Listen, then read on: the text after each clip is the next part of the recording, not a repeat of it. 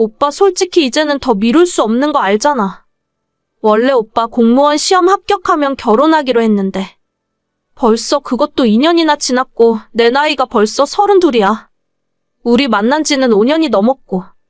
그렇긴 한데. 그런데 너도 알다시피 공무원 됐다고 해서 갑자기 돈이 생기는 건 아니잖아. 나는 아무것도 없는 내가 너랑 결혼해서 평생 고생시키고 싶지 않아. 적어도 우리 두 사람이 살 전셋집 얻을 돈은 만들고 나서 내가 너한테 멋지게 프로포즈를 할게. 나는 괜찮아, 오빠. 내가 직장 다니면서 모아놓은 돈도 조금 있고 없으면 없는 대로 살면서 모으면 그만이지. 우리 나이에 싹 다 갖춰진 상황에서 결혼해야 하는 건 아니잖아. 그게 또 너 생각처럼 간단한 게 아니야. 집안 어른들 보는 눈도 있고. 일단 내가 남자로서 자존심이 용납 못해. 지금까지 너가 내 뒷바라지 해준 건 정말 고맙지만 조금만 더 기다려줘. 준비가 다 되면 너가 하지 말자고 해도 내가 결혼할 거야. 알겠어, 오빠. 그럼 조금만 더 기다려볼게. 저랑 5년 만난 남자친구는 4살 차이입니다. 지금으로부터 5년 전에 공무원 시험 공부 중이던 남자친구를 아는 오빠의 소개로 만나게 되었고, 그 뒤로 직장인이었던 제가 뒷바라지 아닌 뒷바라지를 하며 지금까지 만나오고 있었어요. 남자친구가 준비하는 공무원 시험은 9급이었지만 요즘 공무원 시험 경쟁률이 상상을 초월하다 보니 열심히 노력했지만 매년 시험에 떨어지는 남자친구를 보면서 제 마음도 같이 무너져 내리더라고요. 3년간 낙방을 거듭하다가 결국 2년 전에 합격했고 지금은 저희 지역 주민센터에서 열심히 일을 하고 있습니다. 고시생 생활을 하는 동안 제가 일을 하면서 남자친구와 데이트 비용을 전부 부담했어요. 매일 도서관에서 공부만 하는 고시생이 무슨 돈이 있었겠습니까? 저는 일찌감치 일을 시작했기 때문에 그래도 사정이 나은 편이었고, 데이트 비용은 물론 추리닝 바람에 공부만 하는 남자친구 기죽지 말라고 가끔씩 주머니에 용돈도 10만 원씩 꽂아주곤 했었어요. 저는 고등학교 졸업하자마자 대학 진학을 포기하고 엄마가 하는 일을 같이 도와드렸습니다. 부모님은 제가 고등학교에 진학할 때 이혼하셨고, 이혼이라고 하기보다는 아빠가 저와 엄마를 버리고 집을 나갔다고 하는 것이 정확한 표현일 것 같네요. 엄마는 그 뒤로 혼자서 식당 일을 하면서 저를 키우셨고, 제가 19살 때 이모들의 도움을 받아 시장 초입에 족발집을 오픈하게 되었습니다. 직원을 쓰기에도 힘든 상황이라 엄마가 새벽부터 저녁 늦게까지 장사를 하셨어요. 그런 엄마를 보며 저도 고등학교를 졸업하자마자 일을 돕겠다고 나섰습니다. 엄마는 대학을 가라며 저를 말리셨지만 도저히 엄마 혼자 고생하게 놔두고 저 혼자 대학 다니며 편안하게 살지는 못하겠더라고요. 친구들은 다들 대학 들어가서 예쁘게 꾸미고 소개팅 다닐 때 저는 20살부터 시장 바닥에서 족발 장사를 하며 살았습니다.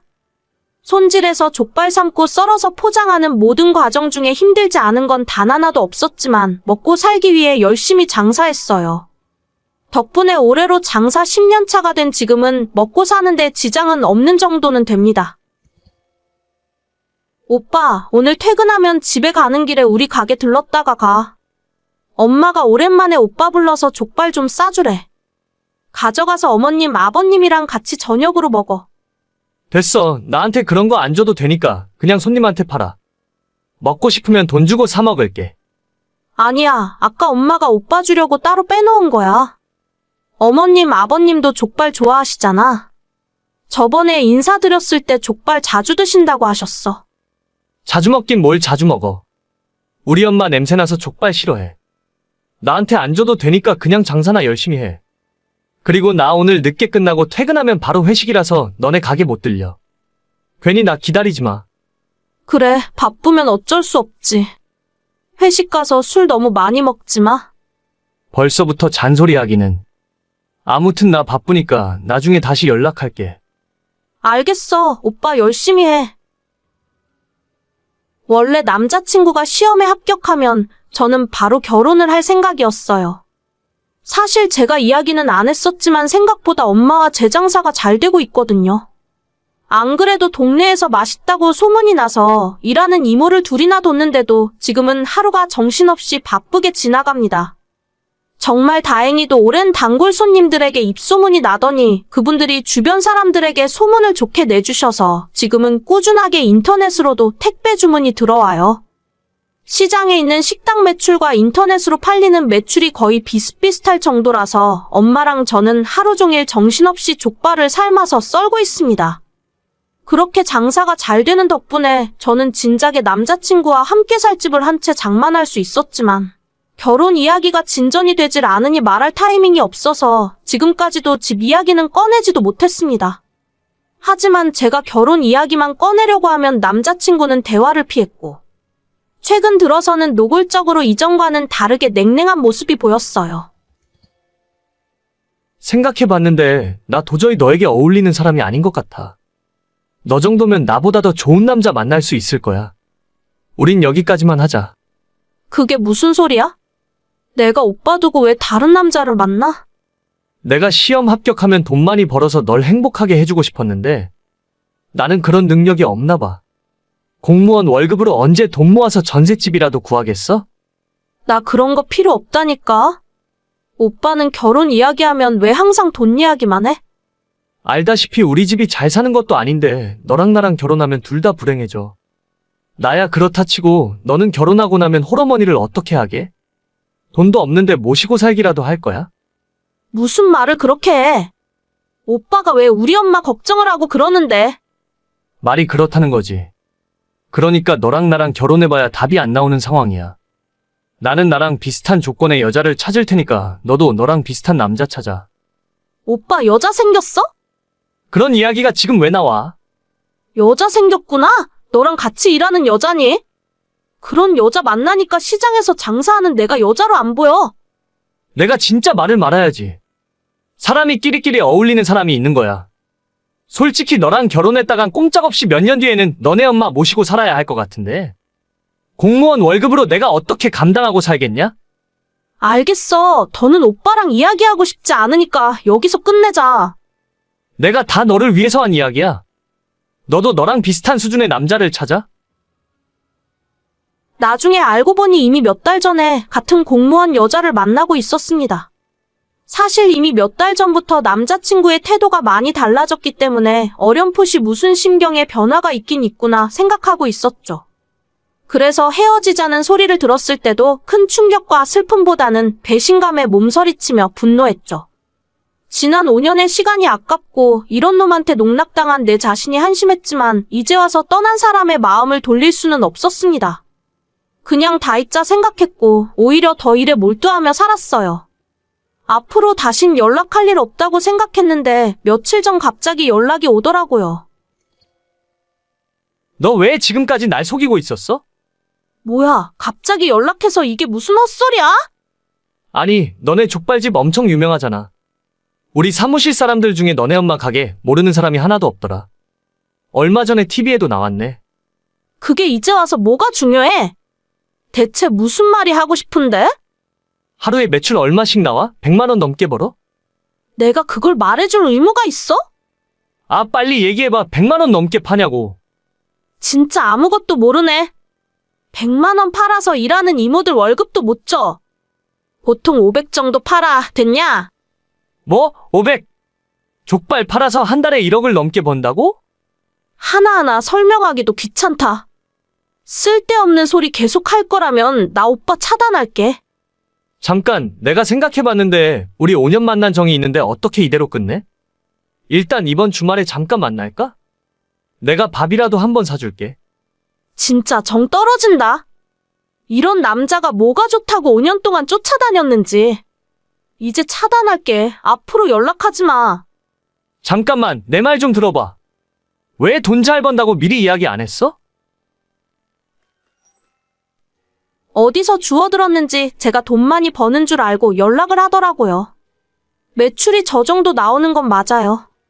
근데 저 인간이 장사를 한 번도 안 해본 사람이라 1억 벌면 1억 남는 줄 아나 봐요.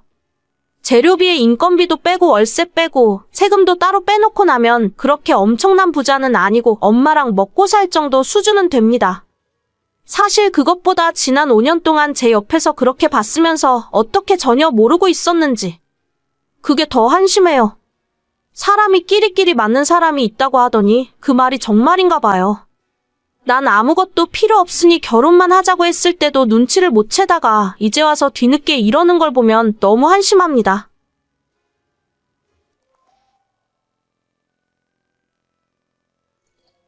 새언니, 청첩장 나왔어요? 내 친구들도 오빠 결혼식 축하하러 오겠다고 해서 청첩장 많이 필요할 것 같은데 저한테 50장만 주세요. 아가씨 친구들이 그렇게나 많아요? 저희 청첩장 200장밖에 안 찍었는데. 일단 제 거 먼저 드리고 나중에 더 뽑으면 돼요. 제가 중학교 때도 계속 반장했었고 고등학교 때 학생회장도 했었기 때문에 친구들이 정말 많거든요.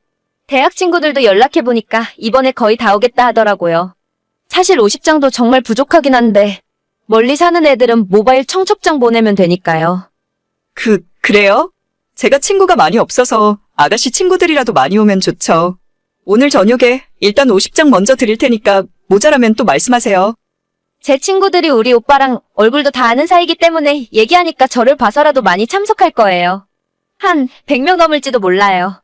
예식장 넓은 곳으로 잡으셨죠? 글쎄요. 그렇게까지 많이 오면 다 감당할 수 있을지는 모르겠네요. 그래도 예식장에서 100명 정도 더 오는 건 괜찮다고 했어요. 알겠어요. 그래도 제가 주변 언니들 결혼식 몇 번 가봤는데 사람 없으면 엄청 설렁하고 불쌍해 보이더라고요. 무조건 많이 오는 게 나은 거니까 저만 믿고 있으세요. 저는 지난 7월에 결혼해서 새 신부가 되었습니다. 성격이 좀 내성적이고 친구들을 많이 사귀는 편이 아니라서 결혼식 올리기 전부터 걱정이 되더라고요. 부모님 친척분들과 정말 결혼식에 와줄 것 같은 친구들 몇 명, 그리고 직장 동료 몇 분을 계산하니까 저를 보러 와주는 하객은 100명이 채 되질 않았습니다. 그나마 남편은 조금 친구들도 있었고 축구 동아리 활동도 하기 때문에 저보다는 사정이 나은 편이었지만 그래도 150명 정도가 한계였죠. 당일에 갑자기 못 오는 사람까지 생각해서 200명만 예약을 할까 250명을 예약을 할까 고민하다가 그래도 넉넉하게 하는 것이 낫겠다 싶어서 200명을 예약했어요. 하지만 갑자기 신호가 끼어들더니 자기 친구들만 해도 거의 100명 가까이 올 거라고 해서 놀랍기도 했지만 이게 맞나 싶더라고요. 보통 친구의 오빠 결혼식에 그렇게까지 다들 참석하는지도 모르겠고 저희 결혼하는 예식장 1인당 식대가 38,000원이었기 때문에 무작정 많이 오는 것이 반갑지만은 않았어요. 자기야, 그 얘기 들었어? 우리 결혼식에 아가씨 친구들이 100명이나 온다던데? 아까 나한테도 그러더라고. 그런데 걔들이 우리 결혼식에 뭐하러 오는 거지? 나랑 그렇게까지 친하지도 않은데. 우리 집에 놀러 왔을 때 얼굴 한두 번 본 게 다야. 그러니까 내가 생각해도 우리 결혼식인데 아가씨 친구들이 하객으로 100명이나 오는 건 좀 모르는 사람이 보면 내가 친구 엄청 많은 줄 알겠다. 그러게, 그냥 다 오라고 할까? 결혼식에 사람 많이 오면 좋잖아. 걔 친구들이 다들 사회초년생이라 돈도 얼마 없을 텐데. 그래도 본인 밥값 정도는 들고 오겠지. 밥값이야 뭐 축의금으로 해결되니까. 그럼 자기가 예식장에 전화해서 우리 결혼식 예약 인원 50명만 더 늘려달라고 이야기할래? 알겠어. 내가 이따가 전화할게.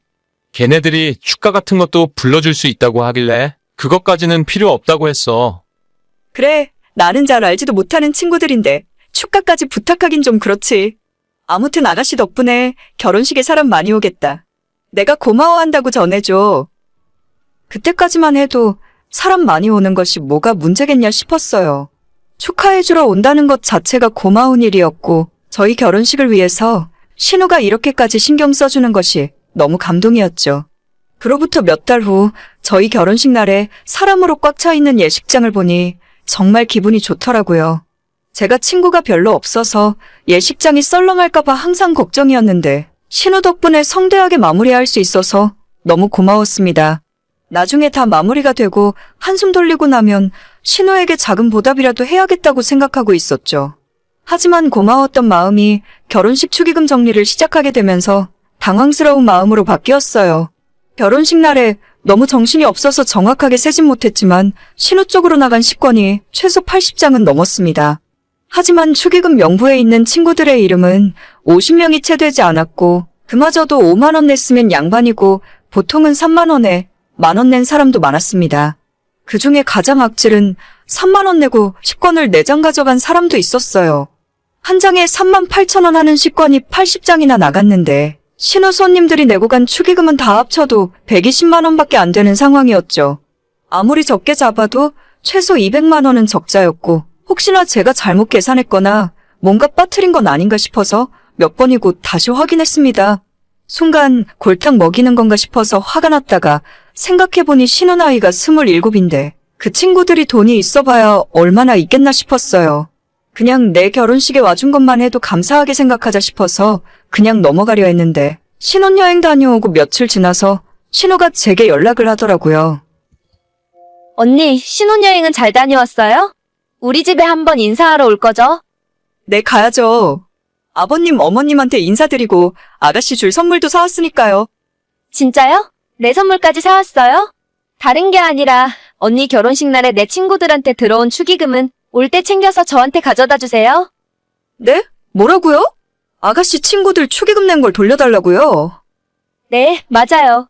제 친구들이 저 때문에 와서 낸 돈이니까 제가 가지는 게 맞죠. 나중에 친구들 결혼하면 제가 가서 갚아야 하는 돈이에요. 그래도 그건 계산이 좀 이상한 것 같은데요. 아가씨 친구들 와서 먹은 밥값이 있는데 무작정 축의금을 달라 하시면 저희도 곤란해져요. 아니, 그거 밥값 얼마나 한다고. 원래 결혼식에 축하해주러 왔으면 당연히 밥은 줘야 하는 거 아니에요? 제 친구들이 뭐 언니 얼굴 보려고 그날 온 줄 아세요? 안 와도 되는 결혼식인데 저 때문에 그렇게 사람 많이 왔으면 고마운 줄 알아야지. 요즘 세상에 하객 알바도 돈 주고 쓴다는데 제 친구들 밥값 정도는 언니가 부담해야 하는 거예요. 제가 먼저 와달라고 한 적 없어요. 아가씨가 친구들 데려오겠다고 먼저 그랬잖아요. 축의금 그거 얼마 들어오지 않았는데 진짜 너무하시네. 지금 말 다 했어요? 그럼 내 친구들이 준 축의금에서 밥값 빼고 나머지만 주세요. 친구들이 먹은 밥값은 걔들이 내라고 하면 될 거 아니에요. 그렇게 해도 진짜 괜찮겠어요? 아가씨 후회하실지도 모르는데. 내가 후회하긴 무슨 후회를 해요? 대신 애들 먹은 밥값 빼고 나머지 돈은 똑바로 저한테 가져와요. 올 때 축의금 명부도 같이 가져오시고요. 네, 알겠어요. 분명히 친구분들 식대는 아가씨 돈에서 제하면 되는 거 맞죠? 내가 그렇다고 몇 번을 말해요. 계산이나 똑바로 해서 가져와요. 그렇게 저는 신우가 원하는 대로 신우 친구들에게 나간 식권 숫자와 모두 합한 식대, 그리고 신우 앞으로 들어온 축의금을 전부 정리해서 명부와 함께 보기 좋게 정리해놨어요. 제가 회사 다니면서 밥 먹고 하는 일이 이런 비슷한 일이라서 아주 식은 죽 먹기였죠. 모두 계산하고 났더니 오히려 신우가 저에게 줄 돈이 220만 원 정도 되더라고요. 남편에게 당신 동생이 나보고 이렇게 하라더라 이야기를 해줬고, 처음엔 이번 축의금 문제를 좋게 생각하고 넘어가려 했던 남편마저 화가 머리끝까지 났습니다. 남편이 그날 저녁 당장 시댁으로 달려가서 집안을 발칵 뒤집어 버렸어요. 봉투에 담아간 축의금을 신우에게 던져주면서 네 친구들 식대 300만 원 당장 달라고 소리를 질렀죠. 원래 330 넘게 줘야 하는데 그래도 동생이니까 아래는 빼주겠다면서 300만 원만 달라고 했어요. 그리고 사실 저희 신혼여행 갔다 오면서 신우한테 선물로 가방을 하나 사서 가져왔었거든요. 남편이 그 이야기도 신우에게 하면서 원래 넣어주려고 150만 원짜리 가방 사왔는데 하는 짓이 괘씸해서 그냥 팔아버리기로 결정했다고 말했더니 신우가 약이 잔뜩 올라서 눈물 뚝뚝 흘리며 울더라고요. 저 진짜로 신우한테 고마워하는 마음도 있었고 앞으로 잘해주려고 생각했었어요. 신우 친구들한테 들어온 축의금이 생각보다 너무 적었지만 그래도 와준 것만 해도 고맙게 생각하면서 돌아오는 길에 신우 가방을 사자고 한 것도 남편이 아닌 저였습니다. 서로 좋은 게 좋은 거라고 내 쪽에서 먼저 마음 열고 다가가려 했는데 신우가 이런 식으로 싸가지 없게 나오면 앞으로 저도 똑같이 해줄 거예요. 300만 원 정말 줄 때까지 맨날 이야기할 거고 끝까지 받아낼 겁니다. 자기 친구 많다고 그렇게 자랑하더니 신우 주변에 멀쩡한 사람은 하나도 없는 것 같네요. 오늘의 사연은 여기까지입니다. 구독과 좋아요, 알림 설정은 많은 힘이 됩니다. 다들 행복하시고 좋은 하루 되세요.